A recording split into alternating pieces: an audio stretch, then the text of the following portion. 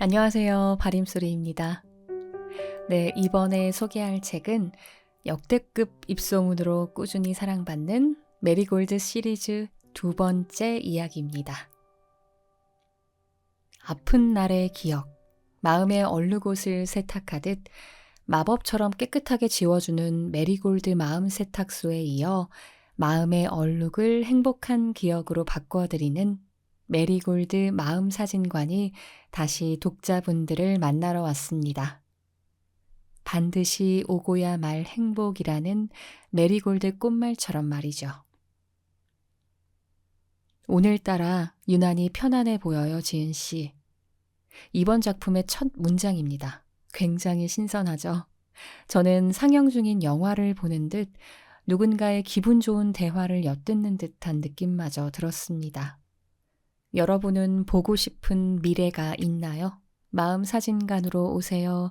라고 묻는 저자는 만약에 마음의 행복과 불행을 찍는 카메라가 있다면 당신은 과연 어떤 필름을 상영하겠냐고 묻습니다. 많은 분이 그렇겠지만 저라면 살면서 행복했던 순간들만 엮어서 영화로 만들고 싶다고 할 것 같아요. 읽기 전에 사진 한 장으로 인생을 바꿔드린다는 문장 또한 저의 희망 섞인 궁금증을 유발하기에 충분했습니다. 책에는 영미와 봉수의 이야기, 수현의 이야기, 범준의 이야기, 상미의 이야기, 이렇게 4개의 큰 스토리로 이루어져 있습니다. 2023년 한국소설 1위와 올해의 책, 전자책 소설 1위, 그래서 더욱 화제가 되었던 메리골드의 마법 속으로 잠깐 떠나볼까요? 그럼 메리골드 마음사진관 본문 중에 일부 낭독해 드리도록 하겠습니다.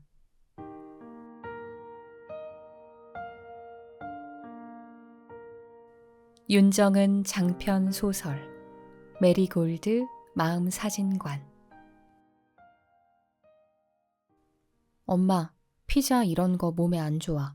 나 간장 계란밥 먹고 싶어. 집에 가자. 응? 이거 사지 말자. 대형마트 계산대에서 어린 윤이 큰 소리로 엄마의 손을 잡고 조른다. 가뜩이나 마른 엄마는 움츠러든 어깨 때문에 등이 더 굽어 보인다. 엄마는 크고 불빛이 화려한 공간에 오면 몸이 더 움츠러든다. 계산대에 있던 점원이 불쾌한 표정으로 윤과 엄마를 위아래로 훑어보더니 목소리를 높여 말한다. 안 사실 거면 나와주세요. 지금 마감 시간이라 바빠요.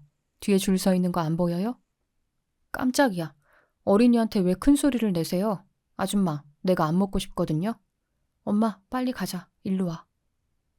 윤은 계산대의 아주머니를 노려보며 지갑에서 지폐를 꺼내려는 엄마의 팔목을 잡아 끈다. 엄마는 힘없이 윤의 손에 이끌려 마트 밖으로 나온다. 피자를 괜히 먹어보고 싶다고 말했나 보다. 한 달 전부터 피자가 먹고 싶다고 엄마를 졸랐는데 사실 피자는 9살 인생에서 한 번도 먹어본 적 없는 음식이다. 무심코 먹고 싶은 것, 가지고 싶은 것을 말하면 엄마 아빠가 미안해한다. 들을 수는 있지만 말을 할 수 없는 엄마는 어린 윤이 때를 쓰면 도배 일을 하고 가져온 자투리 벽지에 미안해 아가, 엄마가 다음에 꼭 해줄게 라고 적었다.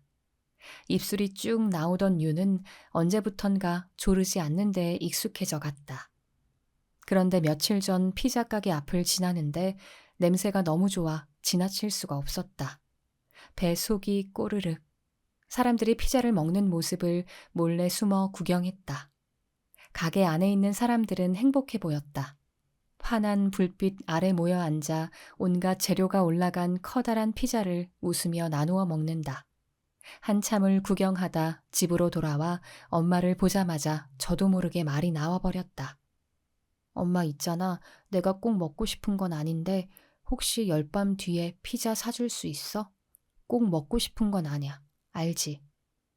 오랜만에 무언가를 사달라는 말에 놀란 엄마는 잠시 멍하니 윤을 응시하다 메모지에 알았어 우리 딸이라고 적었다. 윤은 신이 났다. 열밤을 3번 지나 드디어 피자를 파는 대형 마트에 갔다. 열밤이 2번이건 3번이건 그건 중요치 않다. 지난번에 구경한 매장이 아니어도 괜찮다. 유는 기다리는 일에 익숙하니까. 사실 이번에도 그냥 지나치려 했는데 엄마가 피자 사러 가자라고 적은 종이를 내밀어 눈이 튀어나올 듯 깜짝 놀랐다. 아침에 등교하며 얼마나 심장이 두근거리던지 종일 기분이 좋았다. 학교 수업이 끝나기만을 기다려 집으로 불이 나게 달려갔다. 엄마, 나 너무 설레. 우리 진짜 피자 사러 가는 거야? 오늘 내 생일인가? 헤헤. 일을 마치고 돌아온 엄마의 팔에 매달려 종알거리다 마감 임박 세일 시간에 맞추어 계산대에 선 엄마를 보니 마른 등이 유난히 더 굽어 보인다. 가슴이 두근거린다. 엄마의 지갑엔 10,000원짜리 2장과 1,000원짜리 5장이 들어있었다. 잠시 카드와 현금을 번갈아 보던 엄마가 카드를 꺼냈다. 아줌마, 이거 승인 거절 떴어요. 다른 카드 줘봐요. 승인 거절이라는 마트 계산원의 퉁명스러운 말투에 엄마는 놀라 눈을 크게 뜬다. 매번 시장에서 몇천 원어치 장을 보다 오랜만에 카드를 꺼냈는데 거절이라니 어찌할 바를 모르겠다. 그런데 지갑에 있는 현금 25,000원에서 15,000원을 꺼내려는 찰나 윤이 엄마를 잡아 끌고 나온 것이다.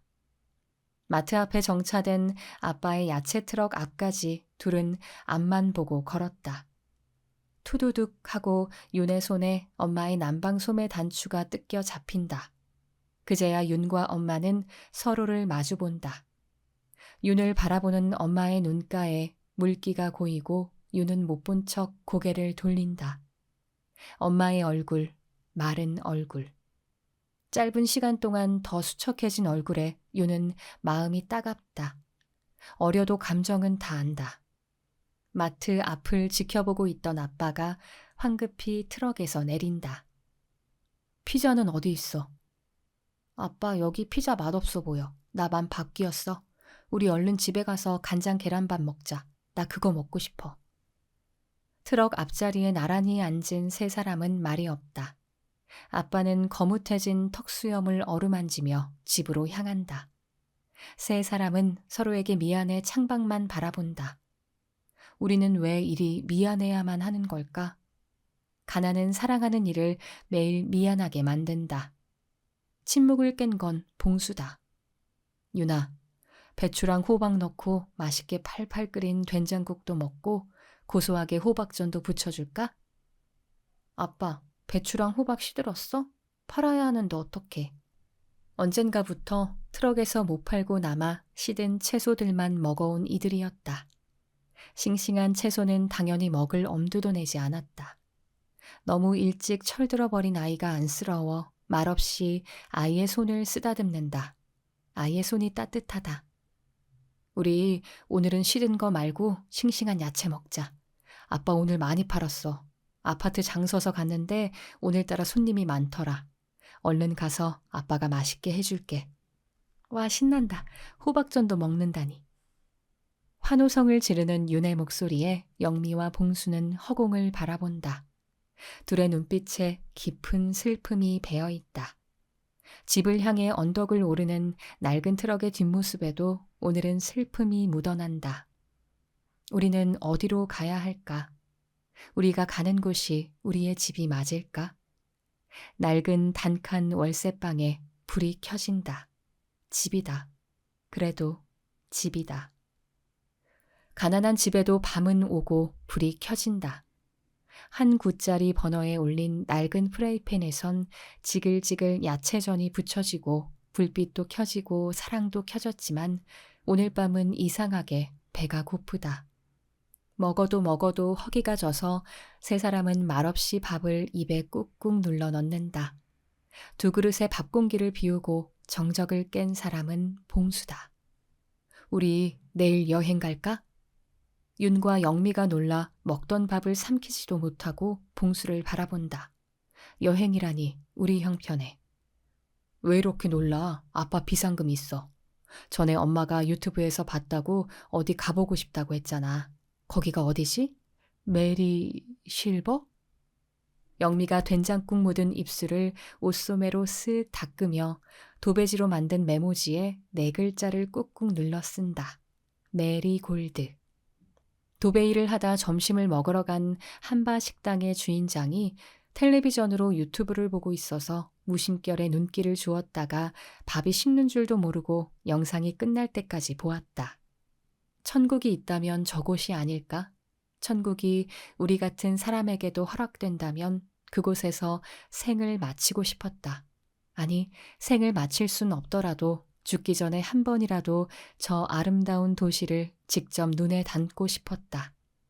빠듯한 살림에 차마 가보자는 말은 꺼내지 못하고 영미는 봉수와 윤에게 영상을 보여줬다. 그렇지, 거기 메리골드. 2면은 바다이고 2면은 도시인 언덕 끝에 있는 마을이라고 했지? 거기엔 꽃바람도 불고 좋은 사람들도 많을 거라고 했잖아. 아빠도 태어나서 한 번도 바다에 가본 적이 없어. 그리고 마음 세탁소? 그런 데도 있고 김밥이랑 떡볶이 파는 분식집도 있다는데 우리 내일 하루 장사 쉬고 김밥 먹으러 갔다 올까? 봉수는 짐짓 과장되게 얼굴 근육을 움직여 말한다. 윤과 영미는 덩달아 흥이 나 고개를 끄덕인다. 다시 밥을 씹는다. 윤은 혀끝에 닿는 밥알이 아까보다 달게 느껴진다. 아빠, 오늘은 밥에 설탕을 많이 넣었나 봐. 엄청 달아. 우리 윤이 맛있어? 많이 먹어? 아빠, 더우니까 집에 오면 목에 두른 거 그거 벗어. 상처 때문에 손님들 무서울까 봐 쓰는 거지? 안 무서운데, 괜찮은데. 근데 턱에 이 상처는 언제 생긴 거야? 이거 별거 아니야. 알았어, 벗을게. 더워도 국은 따뜻해야 제맛이지. 식기 전에 먹자. 짧게 자른 윤의 머리카락을 손가락으로 빗어넘기며 봉수는 목에 맨 등산용 스카프를 풀어 허벅지에 올려두고 아이의 숟가락 위에 멸치 반찬을 올린다. 종일 메고 있던 스카프를 푼 자리가 허전해 목을 만지자 지렁이처럼 목을대 주위로 길게 그어진 상처가 만져진다. 어지간하면 없어질 텐데 깊게 밴 상처는 흉이져 그날을 잊지 못하게 한다. 어쨌든 오늘은 밥그릇을 비워야지. 그리고 일찍 잠자리에 들어야지. 밥상을 치우고 잠자리에 든 세 사람은 눈을 감았지만 동이 틀 때까지 뒤척거린다. 어쩌면 세 사람에게 처음이자 마지막이 될지도 모를 여행 전날 밤이다.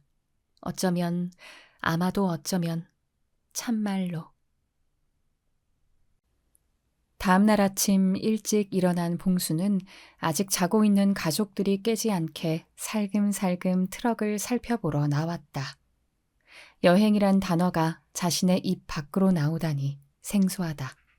꿈이었나? 한여름의 자동차는 새벽부터 뜨겁다. 자동차 열쇠를 꽂아 오른쪽으로 돌리니 푸르르 하고 트럭도 깨어난다. 시동이 걸리다 꺼진다. 다시 한 번, 또 한 번. 푸르르 푸르르 푸르르 탈탈탈탈. 아이고 다행이다. 시동이 안 걸리는 줄 알고 마음 졸였네. 감사합니다. 감사합니다. 시동이 걸리고 트럭에 생기가 돌자 봉수는 안도한다. 중고로 구매한 낡은 트럭은 더운 날과 추운 날 어김없이 말썽을 부리는데 오늘은 참말로 다행이다. 아침부터 운이 좋네. 3번 만에 시동이 걸리고. 오늘은 운수가 좋은 날이야. 기름이 얼마나 있나 볼까? 혼잣말에 멜로디를 넣으며 남은 연료 게이지를 확인해 보니 반 정도 차 있다.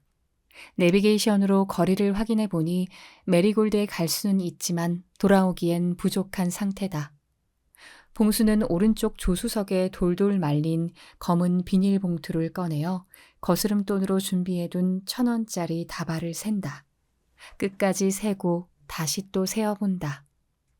셀 때마다 1,000원씩 불어난다면 잠도 자지 않고 밥도 먹지 않고 돈을 셀 수 있을 텐데 속도 모르는 야속한 돈은 48장에서 멈춘다.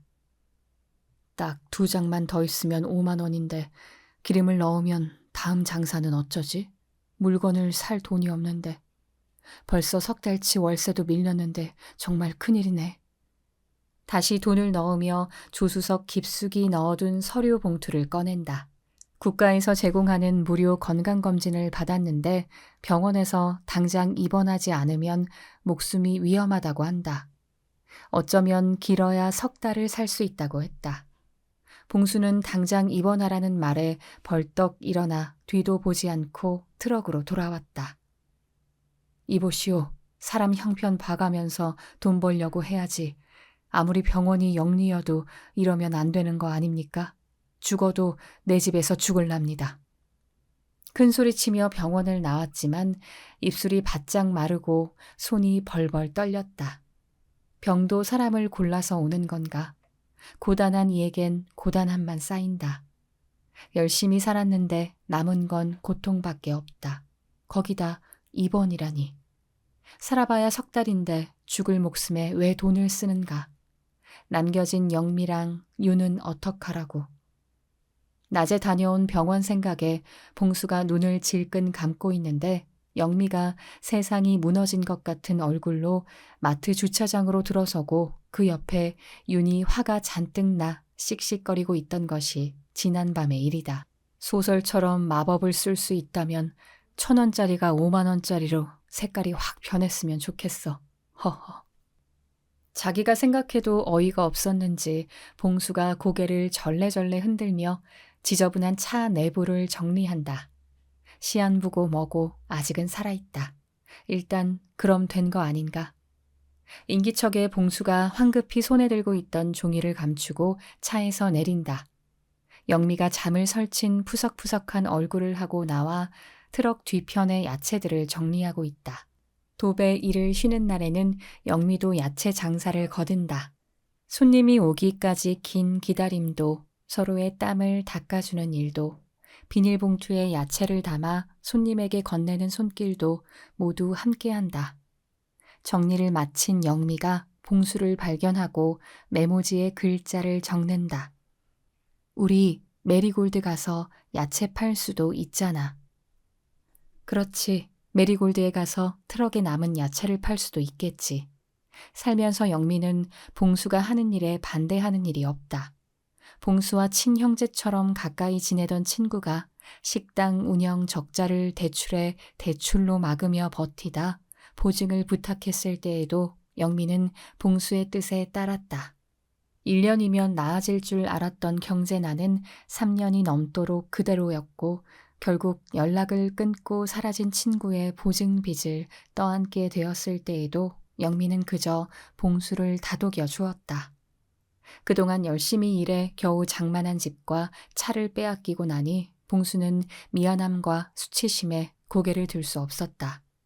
예전의 활기는 온데간데 없었다. 믿었던 친구의 배신에 좌절한 봉수는 장사를 하면서도 표정이 어두웠고 말수도 줄어들었다. 야채 트럭의 매출도 자연히 떨어졌고 영미라도 부지런히 일을 늘려 월세방 보증금을 마련해야 했다. 그런 봉수의 심정을 알기에 영미는 오늘처럼 무모하게 여행을 떠나려는 그의 마음을 말하지 않아도 안다. 그래서 이번 여행도 함께한다. 가서 관광을 해야지 야채 팔 생각부터 하게 해서 미안해 영미야. 우리 윤이 낳고도 여행 한 번을 제대로 못 갔네. 늘 나중에. 리어카 장사할 땐 트럭 장만하면 가자 하고 또 윤이 태어나니 윤이 키우다가 전셋집 옮기면 가자고 했잖아. 비로소 내 집 장만하고 여유가 생기나 했는데 정말 미안해 영미야. 봉수는 고개를 깊게 떨구며 영미의 손을 잡는다. 그날 만 18세가 되어 보호가 종료되고 사회로 나가야 했던 그날처럼 둘이 잡은 손에 힘이 들어간다. 봉수와 영미는 같은 보육원 출신이다. 봉수의 부모는 철없는 10대 후반에 불장난으로 봉수를 낳았고 노름과 도박을 하다 밥 먹듯이 교도소에 들어갔다. 없는 살림살이를 두 사람은 치열하게 몸싸움하며 부셔댔다. 아빠와 엄마가 서로 욕하며 싸우는 모습에 익숙해진 봉수는 큰 소리가 들려와도 울지 않게 됐다. 어느 날 밤엔 엄마가 울었는지 진한 화장이 얼룩진 얼굴로 담배를 피우며 이런 말을 한 기억이 있다. 내가 그때 17에 너를 가져서 네가 알아서 떨어지라고 계단을 몇십 번을 굴렀는데도 살아서 태어난 거야. 네 놈은 참 태어날 팔자였나 봐. 즐겨. 딸꾹. 아우 봉수야, 너 돈 있니? 엄마 술 좀 사다 줘. 엄마, 나한테 돈이 어딨어. 이럴 거면 왜 나왔어? 돈 없어? 딸꾹. 이 자식아, 네가 아니었으면 내가 이렇게 안 살았어. 저 거지 같은 새끼랑 안 살았지. 딸꾹. 야, 술 사오라니까 뭐 하는 거야? 엄마는 대체 왜 이러고 살아? 어린 놈의 새끼가 엄마한테 못하는 말이 없어. 너 일로 와.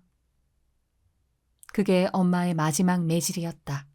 그날 엄마는 자신의 손목에 칼을 그었고 봉수의 목을 끈으로 졸랐다. 목의 상처는 그때 생겼다. 그러나 안타깝게도 엄마와 봉수는 그날 둘 다 죽지 않았다. 내가 태어나지 않았어야 하는데 나는 존재 자체가 불행인 건가? 매를 맞은 밤이면 이불 속에 숨어 부모가 차라리 죽어버렸으면 좋겠다고 간절히 빌었다. 7살쯤부턴 부모가 술이 취하면 봉수는 본능적으로 집 밖으로 도망쳤다. 한쪽이 술이 덜 깨면 다시 봉수를 때리기 때문이다. 그나마 양쪽이 번갈아 교도소에 들어갔는데 그 밤 이후 둘이 같이 사라졌다. 오랫동안 보지 못할 거라 했고 먼 친척에 의해 보육원에 맡겨졌다. 여기선 그래도 매일 맞지는 않네. 다행이다. 8살에 보육원에 맡겨져 3일째 되던 날 봉수는 안도했다. 하지만 보육원 아이들은 먹을 것이 부족해 늘 굶주렸고 조금이라도 잘못하면 원장에게 얻어맞았다. 소리치고 도망쳐도 갈 곳이 없었다. 누가 나서서 도와줄 수도 없었다. 도와줬다가 2배로 맞기만 하니 갈 곳 없는 처지에 다른 아이의 울음소리를 듣고도 이불을 뒤집어 쓴 채 함께 울기만 했다. 지옥에서 도망쳐봤자 죽음 아니면 다시 지옥이다. 희망보다 절망을 먼저 배운 아이들은 불행인지 다행인지 보호 종료가 되면 정부에서 500만 원을 지원받아 나왔다. 맞고 배고프고 힘들어도 보육원 말고는 살아본 적 없는 키만 훌쩍 자란 아이들은 사회에 나와 방황했다. 지금보다 더 나은 삶이 있을 거라곤 기대하지 않았지만 지금보다 더 불행한 삶을 준비 없이 마주한 이들의 소식은 처참했다. 영미야, 나랑 같이 가자. 우리 서로에게 가족이 되어주자. 가족이 되어주자는 봉수의 말에 영미는 고개를 끄덕했다. 손을 잡고 방을 보러 다녔다. 보증금 500에 월세 20짜리 방을 얻고 영미는 섬유공장에서 실밥을 따고 미싱사로 일하다 정부에서 제공하는 도배사 자격증을 취득했고 봉수는 공사 현장 인부, 수산시장 새벽 배송, 동대문 새벽시장 사입 등의 일을 쉬지 않고 했다. 열심히 일해 번 돈을 허투루 쓰지 않고 차곡차곡 모아 적금에 넣었고 어느덧 2사람에게 윤이 찾아왔다. 예쁘다 영미야. 너무 예뻐. 이렇게 작고 예쁜 아이가 세상에 어디 있어. 갓난아이를 처음 본 2사람은 기쁨과 절망을 동시에 느꼈다. 감정이라는 것이 이렇게 동전의 양면처럼 한 번에 올 수 있다니. 너무 행복한데 너무 슬펐다. 이 아이도 우리처럼 가난하게 살면 안 되는데 불운과 불운이 만나 가정을 이루고 행운이 태어났다. 아이만은 매끄럽고 윤나게 키우고 싶었다. 그래서 이름을 윤이라고 지었다. 봉수와 영미는 윤이 태어난 이후 더욱 열심히 일했다. 세상살이를 힘들어하거나 원망하는 것조차 사치였으니까. 그리고 오늘이다. 열심히 산 것 같은데 손에 무언가 쥔 것 같았는데 모래성처럼 모두 빠져나갔다. 결국 어제와 같은 오늘, 내일도 어제와 다를 바 없는 오늘. 감히 희망을 기대할 수 없는 삶을 살아온 봉수는 삶의 빛이었던 영미를 보물처럼 조심스레 끌어안는다. 영미야, 왜 이렇게 말랐어? 나 만나서 고생 많지? 영미는 봉수의 품에 안겨 고개를 2번 젓는다. 다 괜찮다는 듯 봉수의 등을 2손으로 토닥거린다. 버텨낸다면 이 길의 끝에 무언가 있지 않을까? 희망은 배우지 않아도 마음에 절로 품어진다. 잡초 같은 마음이다. 뽑고 또 뽑아도 징그럽게 절로 자라는 희망. 바로 그 잔인한 감정 말이다. 그리고 18살 시설 보호가 종료되던 날 막막함에 짐 가방을 메고 문 앞에 서 있는 자신의 손을 힘주어 잡아준 나를 잊지 못한다. 봉수는 영미에게 우산 같은 사람이다. 영미는 그의 오른손을 펼친다. 이 손가락은 생의 비를 막아준 우산대이다. 손바닥을 물끄러미보다 손가락으로 마음을 적는다. 고마워. 도베일로 굳은 손가락으로 손바닥에 글을 적으니 간지럽지도 않다. 영미야, 내가 더 고마워. 그리고 사랑해. 둘은 동시에 서로를 보고 하늘을 올려다본다. 구름 한 점 없이 맑은 날, 비도 오지 않고 눈도 오지 않을 그런 날이다. 여행 떠나기 딱 좋은 날이구나. 봉수, 나 윤희 키우며 생각했어. 아이가 이렇게 예쁜데 우리는 왜 미움받고 버려졌을까? 그리고 왜 원장 같은 나쁜 놈은 돼지처럼 배 튀어나와 잘만 사는 거지? 세상이 불공평해. 영미가 내민 메모지에 봉수는 먹은 것도 없는데 명치가 아프다. 마음이 체한 것 같다. 아무 대답도 못하는 봉수에게 영미는 다시 마음을 적어 보인다. 우리 다시 태어나지 말자. 또 버려지면 너무 아파. 봉수는 고개를 끄덕인다. 보육원을 떠난 뒤에도 둘은 서로의 부모에 대해 말한 적 없다. 입으로 꺼내어 봤자 무얼 하겠는가. 꺼내고 다시 보면 더 골마 터지는 상처가 있다. 둘은 동시에 같은 생각이라도 한 듯 서로를 마주본다. 오늘인가 우리가 약속한 그날이. 영미야, 있잖아. 우리 차에 메리골드에 갈 만큼만 기름이 있는데 주유 먼저 하고 갈까? 말을 들은 영미의 표정이 굳는다. 봉수의 말은 단순한 주유의 의미가 아니다. 그의 언어를 이해한 영미는 단호하게 고개를 젓는다. 표정이 결연하다. 지금까지 살아온 것 자체가 말도 안 되는 날들이라 생각했다. 아이고, 불쌍한 것. 엄마 아빠는 어디 가고, 아이고, 내가 죄가 많아서 자식 새끼들이 저 모양이제. 낡은 시골집 마당에 덩그러이 서 있는 영미를 보며 할머니는 주저앉아 울었다. 전화 한 통으로 통보하듯 자식을 버리고 간 엄마와 아빠 대신 영미는 노쇠한 할머니 손에 자랐다. 둘은 각자 재혼해 아이를 낳았다고 했고 영미를 한 번도 찾아오지 않았다. 할머니는 임종 일주일 전 자신의 죽음을 예감한 듯 영미를 보육원에 데려다 줬다. 이미 10살이나 된 영미는 보육원 복도에 서서 울고 또 울었다. 할머니가 없는 세상은 상상조차 할 수 없었다. 낡은 시골집이어도 간장에 비빈 밥밖에 먹지 못해도 할머니랑 살고 싶었다. 영미를 따뜻하게 쓰다듬어 주던 할머니의 주름진 손길이 그리웠다.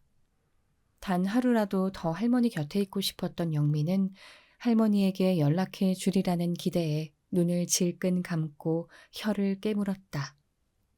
야, 너 피! 잠이 오지 않아 복도를 서성이던 봉수가 영미를 발견하고 놀라 소리를 지르려는 찰나 영미가 봉수의 입을 틀어막았다. 영미는 울지 않았다. 눈물 대신 핏방울이 뚝뚝 떨어졌다. 봉수는 이날 처음 만난 영미의 아픔을 읽었다. 둘은 잠든 보육교사의 방문을 조용히 두드려 병원 치료를 다녀왔다. 그날 이후 봉수는 영미가 아파 오랜 날을 속으로 울었다. 둘은 살아도 같이 살고 죽어도 같이 죽기로 손가락 걸고 약속했다. 영미야, 언젠가 네 목소리 듣고 싶다. 내가 열심히 일해서 네 목소리 찾아줄게. 봉수는 그날이 생각날 때마다 속으로 다짐했다. 한순간의 실수로 간절한 다짐도 지키지 못하는 못난 놈이라는 자책도 매일 하면서. 영미는 대답 대신 지갑에서 25,000원을 꺼내 건넨다.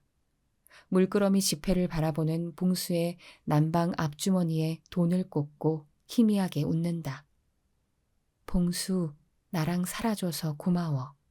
근데 우리 다음 생에는 같은 장소에서 같은 이름으로 만나지 말자. 둘이 같이 산 지 1년째 되던 날, 시장에서 통닭을 사와 나눠 먹은 뒤 영미가 적어 건넨 마음을 기억한다. 그래, 같은 장소에서 같은 이름으로 만나지 말자. 우리 2번은 하지 말자. 이런 삶. 봉수는 웃으며 대답했다. 슬픔은 원래 속으로 삼키는 것 아닌가. 그래서 늘 속에선 피맛이 났다. 뱉을 일 없는 슬픔의 맛은 빨갛다. 엄마 아빠 언제 일어났어? 우리 정말 오늘 여행 가는 거야? 오늘 장사 안 해도 돼? 우리 딸 일어났어? 그럼 장사 안 해도 돼요. 걱정 마세요, 공주님. 아빠, 그럼 우리 트럭에 야채 싣고 가서 메리골드 사 장사할까? 졸려. 잠에서 깬 윤이 부스스한 잠의 흔적을 안고 걸어와 둘에게 안긴다. 영미는 윤의 눈곱을 떼어주며 고개를 끄덕이며 웃는다. 다정한 세 사람. 세 사람은 다시 집으로 들어가 계란 프라이를 올린 밥을 김에 싸먹고 옷을 갈아입고 양치를 하고 간단한 짐을 챙겨 트럭에 오른다. 오늘은 우리 휴게소 가서 핫바도 먹고 알감자도 먹고 소시지도 먹자. 먹고 싶은 거 다 사줄게. 우와, 진짜? 신난다. 나 그럼 못난이 핫도그도 먹을래. 케첩 3번 발라서. 그래, 우리 윤희 핫도그도 먹자. 자, 이제 출발합니다. 안전벨트 매세요. 자동차의 기름은 다 채우지 않은 채로 여행을 떠난다. 핸들을 잡은 봉수의 2 손에 힘이 들어간다. 세 사람은 길을 떠난다. 드디어 오랫동안 생각해온 그날인 것이다. 불운과 불운이 만나 행운이라 자신들에게 거짓말하던 달콤한 꿈에서 나와야 할 때 가장 아름다운 장소에 가기로 했다. 태어난 건 선택할 수 없었지만 죽는 건 선택하고 싶었다. 그래도 최대한 미루고 버티고 기왕이면 잘 살아보려 했는데 잘을 빼고도 잘 살아본다는 것 자체가 왜 이리 어려운지. 세 사람이 출발하자마자 비가 내린다. 방금까지 쨍쨍하던 하늘에서 장대비가 내린다. 비가 내리네. 안전하게 모실게요. 갑니다. 봉수가 와이퍼를 작동시킨다. 다행이다. 오늘은 가야 할 곳이 있어서. 목적지가 있고 책의 마지막 장을 덮을 수 있다면 조금 더 참을 수 있다. 빗방울은 점점 세차게 내리고 핸들을 잡은 봉수의 손에는 굳은 힘이 들어간다. 사장님 안녕하세요. 오늘은 김밥 좀 많이 말아주세요. 아이고 혜인 사장, 웬일로 김밥을 많이 말아달랴? 배가 많이 고픈겨? 좀 이따 재하 여기로 오기로 한겨? 재하는 야근이래요. 알록달록 예쁜 김밥이 많으면 보기 좋잖아요. 오늘은 왠지 김밥이 많이 먹고 싶네요. 한 5줄쯤 가능할까요? 역시 혜인 사장이 내 김밥의 진가를 아는고마잉. 그람 10줄도 말아줄 수 있지. 포장해줘? 아니요, 먹고 갈게요. 그런데 오늘은 해가 일찍 졌네요. 오후인데 벌써 캄캄한 밤 같아요. 혜인은 김밥을 주문하고 허공을 응시하며 테이블에 앉는다. 마음이 허한지 자꾸 배가 고프다. 밥을 많이 먹으면 마음의 허기를 밀어낼 수 있을까? 궁금하다. 평소보다 빨리 어두워진 바깥을 살펴보던 우리 분식 사장은 콧노래를 흥얼거리며 김밥을 만다. 우리 분식 사장의 뒷모습을 물끄러미 바라보던 혜인이 들고 있던 쇼핑백을 조심스럽게 테이블 위에 올렸다. 뭐요? 영양제요? 아니요. 지은 씨가 사장님께 꼭 전해드리라고 한 선물이요. 지은 씨가 입던 스커트를 앞치마로 만들었대요. 오메, 그 이쁜 거를. 아이고, 지은 사장도 참말로. 김밥을 테이블에 내려놓고 쇼핑백에서 앞치마를 꺼낸 사장이 서둘러 새 앞치마를 맨다. 검은색 바탕에 붉은 동백꽃이 새겨진 앞치마다. 우리 분식 사장은 앞치마를 꺼내 들고 요란하게 목소리를 높였다. 아이고, 가면서도 무슨 선물을 남기고 그랴. 늙은이 눈물 나게. 웜에 뭐로 맹글었길래 이래 보들보들 좋은겨? 입기 아까워서 어쩐대야. 고마우. 근데 지은 사장이 입던 거면 이제 내 앞치마에서도 꽃잎들 날아다니고 막 그러는가? 혜인은 우리 분식 사장의 농을 들으며 피식 웃는다. 기분 좋은 농이다. 어떤 말은 사람을 죽게 하고 어떤 말은 사람을 살게 한다. 말하는 대로 인생이 흘러간다는데 사장의 농은 사람을 살린다. 자자, 여기 김밥 나왔어잉. 많이 묵어. 혜인이 눈앞에 산더미처럼 쌓인 김밥을 바라보며 젓가락을 손에 드는 순간 딸랑하고 분식집의 문이 열린다. 3명의 가족이다. 못 보던 얼굴. 커트머리에 눈이 크고 청바지를 입은 여자아이와 흰머리가 반이 넘는 단발머리를 노란 고무줄로 단정히 묶은 여자. 그리고 카키색 반팔티 위에 초록색 체크 남방을 입은 남자다. 낯선 도시에 온 이들답게 어색함과 흥분이 묻어난다. 눈동자엔 찐득하고 깊은 슬픔과 절망과 묻어있다. 저 김밥 좀 먹을 수 있습니까? 아이고, 그럼. 여가 김밥집인디 얼마든지 먹을 수 있제. 처음 보는 얼굴들인디 여행 왔나벼? 아가 자다 깼고만 잠이 얼굴에 가득해. 얼른 여기 앉으. 천천히 골라. 우리 분식 사장이 손짓으로 가리킨 자리에 봉수가 먼저 앉고 맞은편으로 윤과 영미가 앉는다. 윤이 차에서 잠드는 바람에 휴게소에 들르지 못한 3사람은 배가 몹시 고프다. 메뉴판을 동시에 바라보는 3사람을 향해 옆 테이블에 앉아있던 혜인이 말을 건넨다. 이 동네 처음이신가 봐요. 괜찮으시면 이 김밥 드실래요? 방금 시켰는데 일행이 못 올 것 같아요. 혼자 먹기엔 너무 많은데 몇 줄만 가져가세요. 3사람은 놀라 혜인을 바라본다. 낯선 도시에서 처음 만난 낯선이가 이유 없이 김밥을 준다니. 저 안에 알 수 없는 무언가를 넣은 것은 아닌지 의심의 눈길을 보내지만 아무리 봐도 남자의 눈은 선해 보인다. 머뭇거리며 대답하지 못하는 봉수와 영미와 달리 2사람의 표정을 살피던 윤이 벌떡 일어나 2손을 공손하게 모으고 허리를 숙여 인사한다. 먹을 수 있는 기회가 있을 땐 열심히 먹어야 하는데 이게 웬 행운인가. 감사합니다. 맛있게 잘 먹을게요. 윤이 받아온 김밥 3줄을 앞에 두고도 둘은 머뭇거린다. 우리 분식 사장이 오뎅 국물을 커다란 스텐 그릇에 담아 후추를 한번 툭 치고 들고 온다. 아이고, 부담 없이 먹어요. 혜인 사장이 평소엔 2줄만 먹는데 오늘따라 5줄이나 시킨다 했더니 배가 부른가. 김밥 남은 아깝자녀. 안 그려? 뭐 안 시켜도 되니께 편하게 먹고 가잉. 아가, 돈가스 꼬치 하나 줄까? 너 피카츄 꼬치 알아? 피카츄 꼬치 알아요. 먹어본 적은 없어요. 아이고, 그렇구만. 그게 많이 남아있는디 할미랑 나눠 먹어줄 텨? 정말요? 우와, 감사합니다. 볼이 미어지게 김밥을 입에 넣고 씹으며 앉은 자리에서 윤이 고개를 꾸벅 숙인다. 봉수와 영미도 얼결에 고개를 숙이고 김밥을 먹기 시작한다. 체면을 차리기엔 배가 고프다. 이상하게 처음 온 동네인데 따뜻하다. 참 이상한 사람들이네. 처음 본 우리에게 이렇게 잘해주고.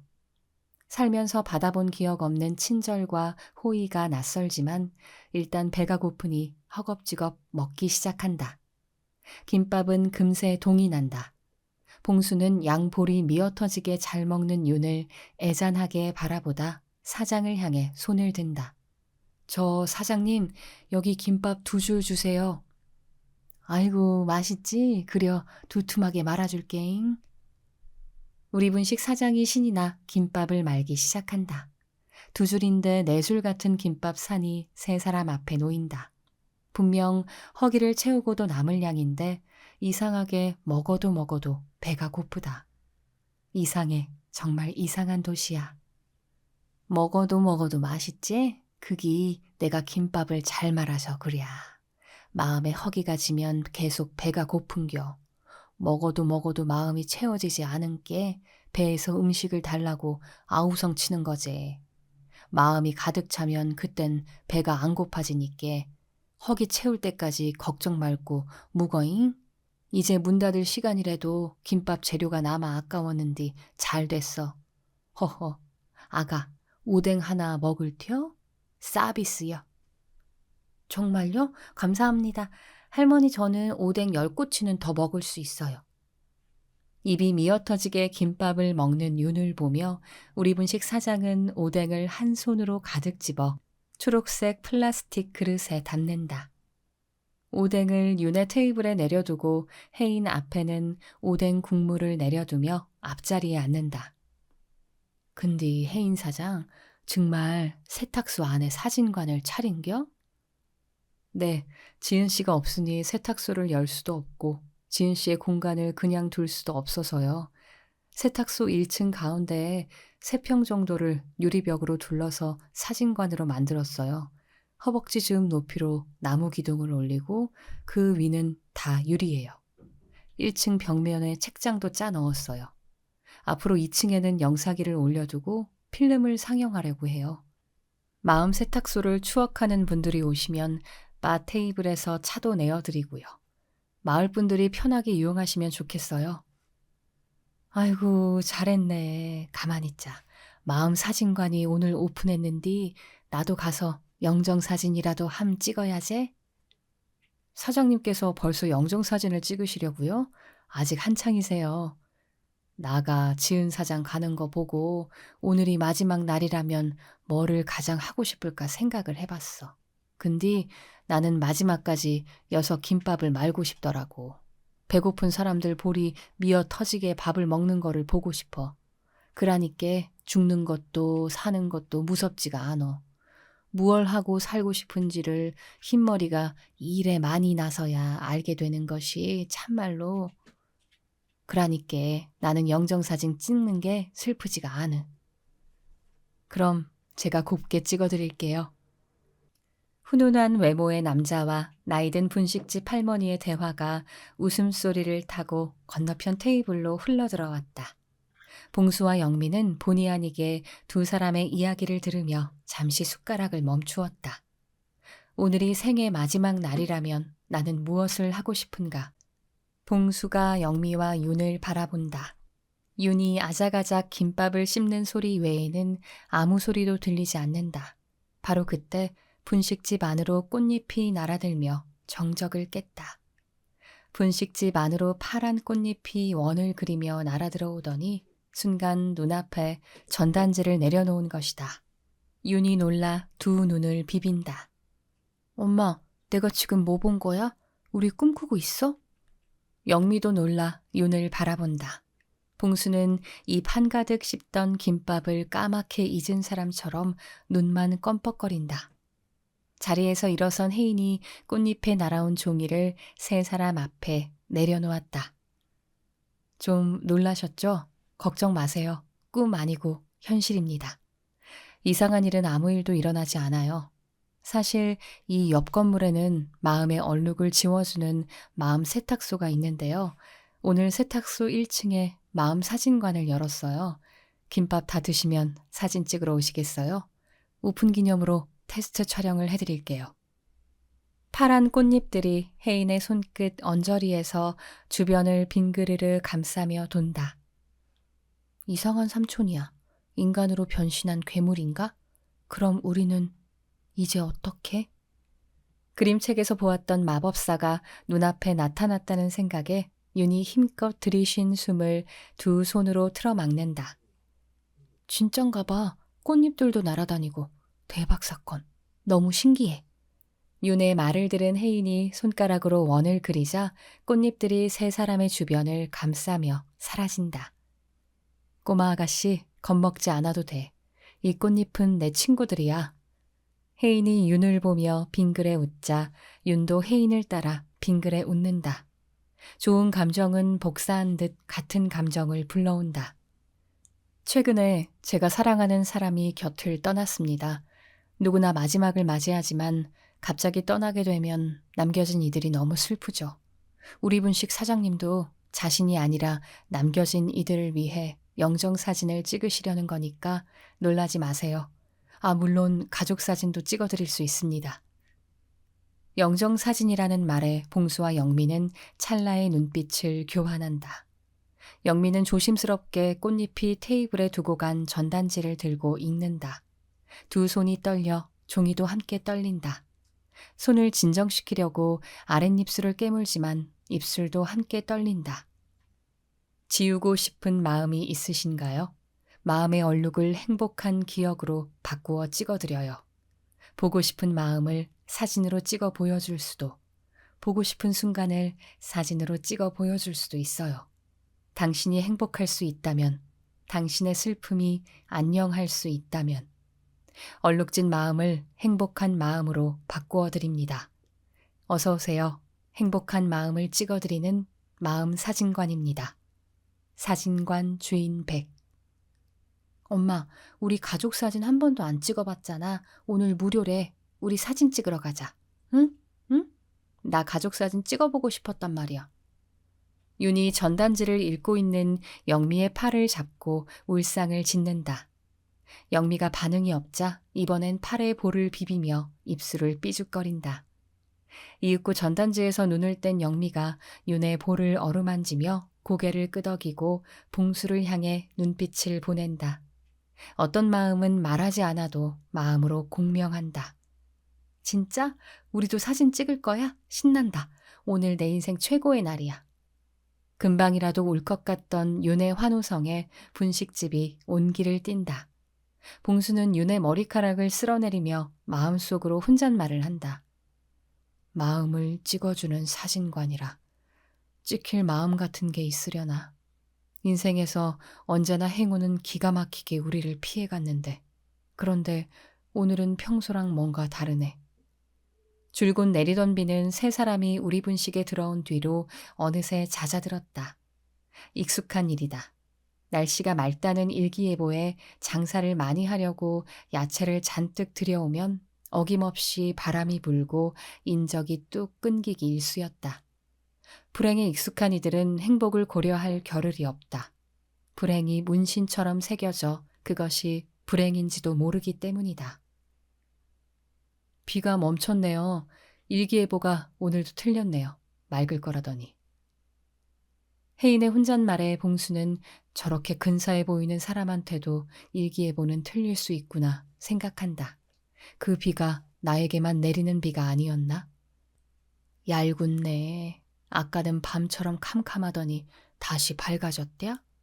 오늘은 무슨 날이긴 날인가벼. 아이고 고와라.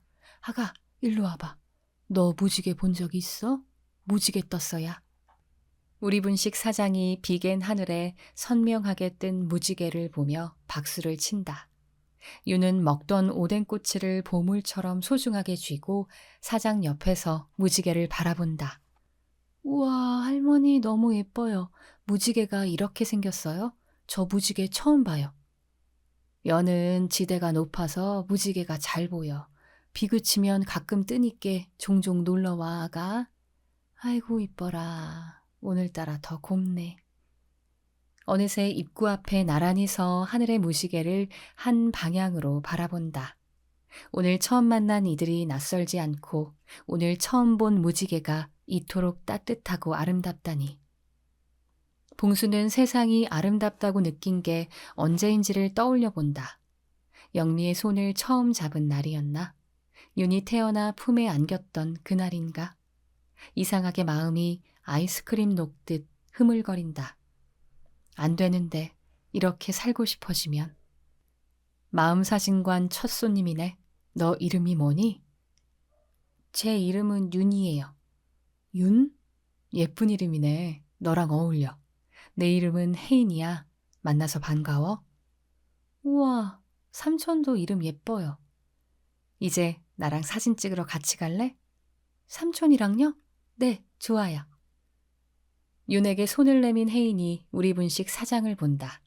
사장은 한쪽 눈을 찡긋하며 어서 가라고 손짓을 한다. 아이고, 근데 야채가 떨어졌네. 사러 나가야 하는데 무릎이 아파. 어이 야가, 어여 사진 찍고 할미한테 다시 와잉. 너 매운 거 묵을 줄 알아? 네, 저 김치도 고추장도 잘 먹어요. 아따, 잘 됐다잉. 마침 열무가 맛있게 익었은 게 시원하게 열무국수 말아줄게. 할미 혼자 묵기 심심한디 올 거제? 감사합니다. 할머니 혼자 있어서 심심해요?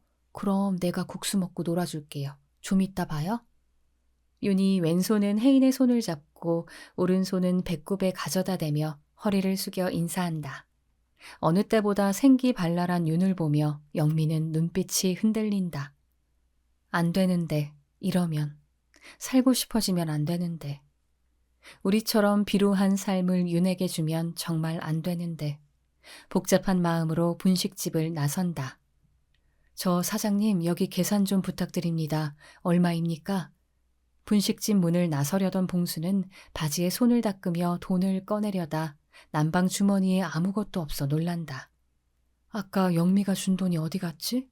빈 주머니에서 손을 꺼내지도 못하고 놀란 봉수를 보며 우리 분식 사장이 분식집 문 밖으로 봉수의 등을 민다. 지갑을 두고 왔나 보고 마잉. 얼른 사진 찍고 와서 천천히 줘. 오픈 기념 공짜야, 공짜.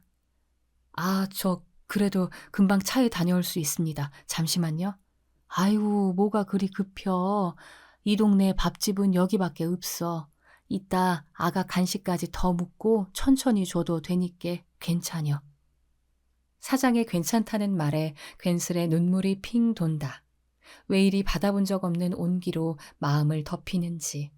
여름이라 날이 더워 그런가 메리골드의 온 뒤로 체온이 올라간다. 눈물이 떨어질 것 같아 봉수는 고개를 꾸벅 숙이고 분식집을 서둘러 나선다. 아이고, 살 사람은 살아야지. 저 반짝거리는 뽀얀 애기를 봐. 어쩔 거요. 이제 됐은께 난 믹스커피나 한 잔 해야겠다. 마음사진관을 향해 걸어가는 이들의 뒷모습을 보며 우리 분식 사장이 혼잣말을 한다. 사실 우리 분식 사장이 세 사람을 처음 발견한 건 출근길에 올려다본 메리골드의 가파른 언덕에서였다. 조금만 밀면 당장이라도 떨어질 것처럼 아슬아슬하게 서 있는 트럭에는 산 송장 같은 두 사람과 엄마에게 기대어 잠든 아이가 타고 있었다. 사장은 그 길로 얼른 분식집 문을 열고 들어가 밥을 안 쳤다. 갓 지은 밥에는 참기름 한 통을 들이부었다. 고소한 냄새라도 맡으면 차에서 내릴까 싶어 문 앞에서 선풍기를 틀고 밥을 볶았다. 아이가 고소한 냄새를 맡고 잠이 깨기를 간절히 바랐다. 그 다음 혜인이 들어왔고 김밥을 잔뜩 말아달라는 말에 사장은 내심 안도했다. 모든 선택은 스스로 하는 것인께 가만히 있는 사람들한테 말을 할 수도 없고 혹시 내 참기름 마법인가? 아니제. 이제 이 앞치마 가지고 이래이래 손 휘휘 저으면 나도 마법을 쓸 수 있으려나? 사장은 앞치마의 빨간 꽃잎을 손으로 쏘는 신용을 한다. 한참을 혼자 웃다가 오른손으로 왼쪽 가슴을 쓸어내리고는 스텐컵에 믹스커피를 털어넣고 젓가락으로 휘휘 젓는다. 송장 같은 사람들이 허기를 느끼고 밥을 먹는다. 그 사람들을 위해 밥을 해줄 수 있으니 행복하다. 그러고 보면 행복, 그까짓 거, 믹스커피 한 잔만큼이면 충분한 거 아닌가? 음에 행복이고 자시고 맛이 왜 이려? 커피에서 웬 멜치 맛이랑 후추 맛이 난디야? 내 정신 좀 봐. 나가 긴장을 다 했나 보네. 오뎅 국물에 커피는 처음 타봤는디 나름 커피 맛 좋다잉. 아주 좋아. 사장의 웃음에 남은 꽃잎들이 춤을 추듯 문을 나선다. 오늘을 저리 춤추듯 살 수 있다면, 그럴 수만 있다면 얼마나 좋을까. 사장은 꽃잎을 보며 생각한다. 오메, 비가 다시 오네. 장마인가? 저리 비가 시원하게 와야 무지개도 뜨고 해도 나제. 비가 오고 폭풍이 불고 바람이 불어야 또 마른 날이 오제.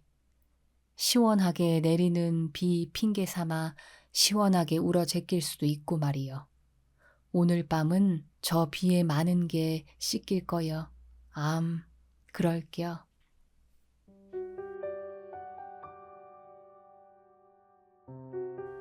네, 여기까지 본문 일부 낭독해 드렸습니다. 삶은 슬픔으로 가득 차 있지만 그럼에도 기쁨을 찾고 슬픔을 보듬어 주면서 살아가는 것 역시 삶. 읽다 보니 저자인 윤정은 작가가 말하는 살며 사랑하며 이야기의 힘을 믿고 오늘도 글을 쓴다는 말이 다시 떠올랐습니다. 책에서 말하듯 슬픈 마음이 들더라도 혹은 그런 상황에 놓이더라도 기쁨의 순간을 기억하고 그런 행동을 반복하면 어떨까요? 그럼 쉽진 않더라도 점점 행복한 자신이 될 수 있지 않을까요? 그러면 좋은 감정은 복사한 듯 상대에게도 같은 감정이 전달될 수도 있지 않을까요? 네, 여기까지 바림소리였습니다.